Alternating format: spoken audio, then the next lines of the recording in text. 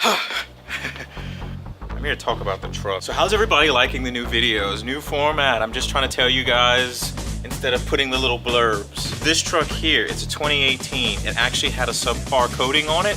That coating did not perform. He washed his truck, he loves it, and that's what it looked like.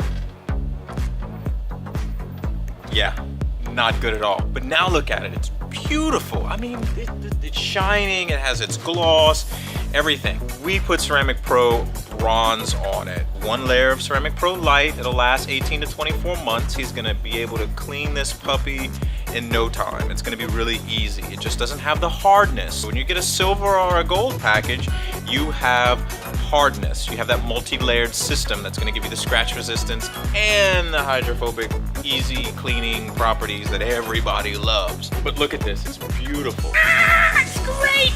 Ah, I love it! No more crap coating. I get a kick out of the work that I do.